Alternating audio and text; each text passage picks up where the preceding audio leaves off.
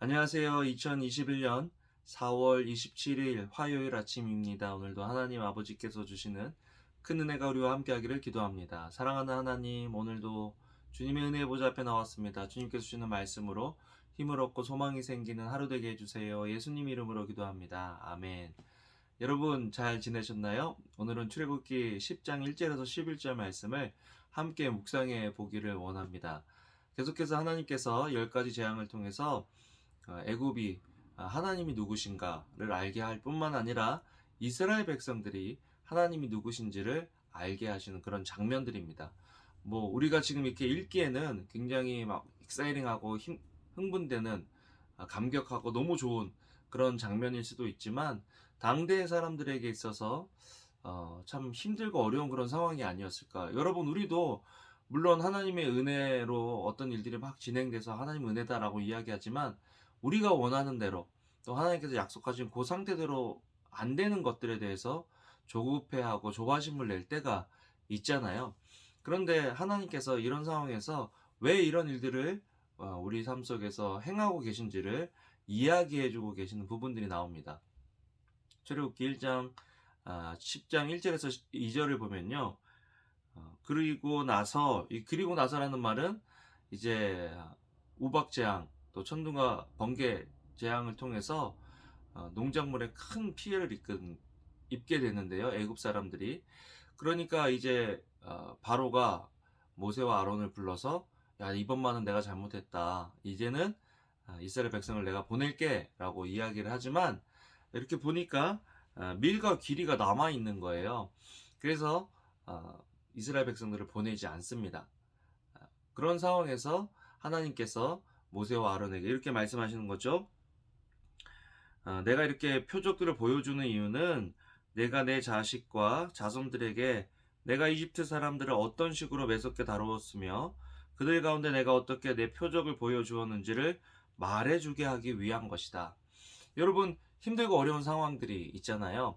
그런데 이런 어려운 상황들 속에서 하나님이 어떻게 이 일들을 해결하시는지를 우리도 경험할 뿐만 아니라 믿지 않는 사람들도 우리의 삶을 통해서 보게 되고요. 또한 우리 아이들도 우리 자녀들도 하나님이 어떤 분이신지를 알게 된다라는 것입니다. 저는 우리가 자녀들에게 물려줄 수 있는 가장 큰 유산이 우리의 신앙이다라고 저는 믿어요. 하나님을 향한 믿음, 하나님이 어떤 분이신가 하는 경험과 지식을 우리 아이들에게 줄 때 우리 아이들이 삶 속에서 진정한 기쁨과 만족을 누리며 살아갈 수 있는 그런 아이들의 삶이 될 거라는 것이죠.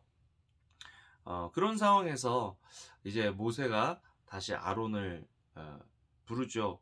또 모세가 아론은 바로에게 가서 이렇게 그러니까 보면 어떤 때는 문제를 해결하기 위해서 바로가 이제 사람들을 모세와 아론을 불러낼 때도 있고 이제 문제가 해결되면 또 말을 안 들으니까 모세와 아론이 바로 앞에 나가서 이야기하고 있는 것들이 계속해서 반복되고 있습니다.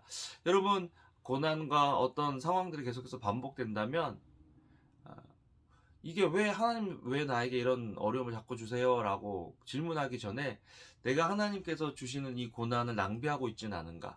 하나님께서 주시는 이 고난을 내가 이제 이 고난 속에서 내가 배워야 할 것들을 배우고 또 고쳐야 할 것들을 고치고 있는 그런 나의 모습, 삶인가 하는 것들을 우리가 점검해 볼 필요가 있다라는 것이죠.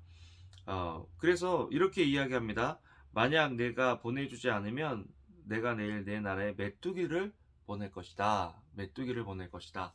이제 남아있는 것, 그나마 남아있는 것까지도 하나님께서 가져가시겠다고 말씀을 하시는 거죠.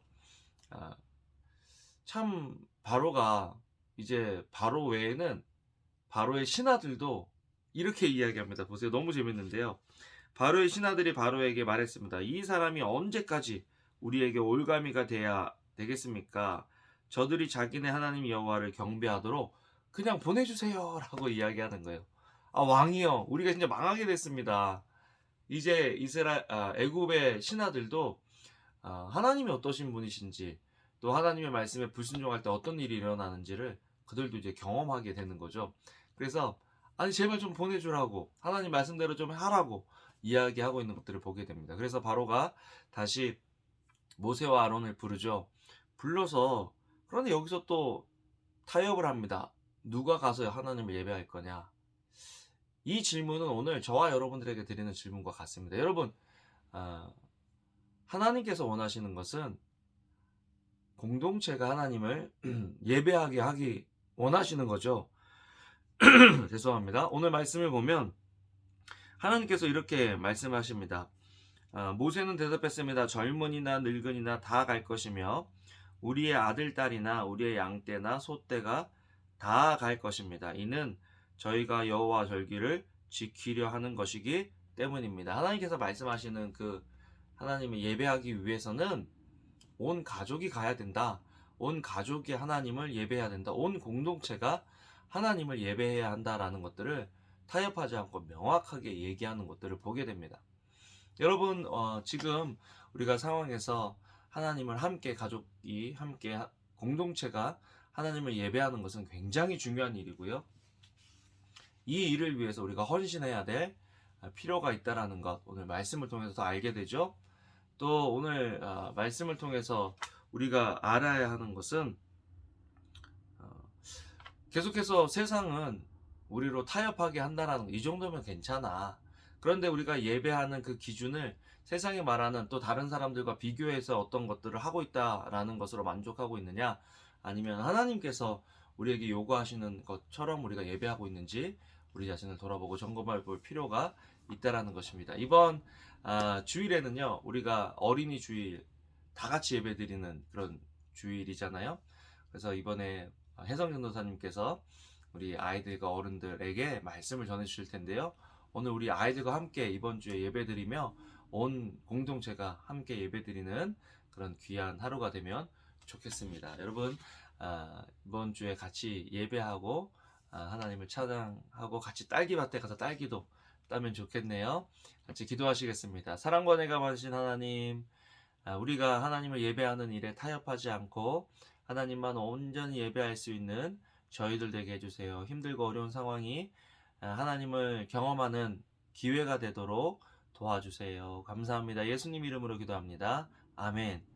아멘. 여러분, 오늘도 좋은 하루 되시고요. 주님의 이름으로 사랑합니다. 감사합니다.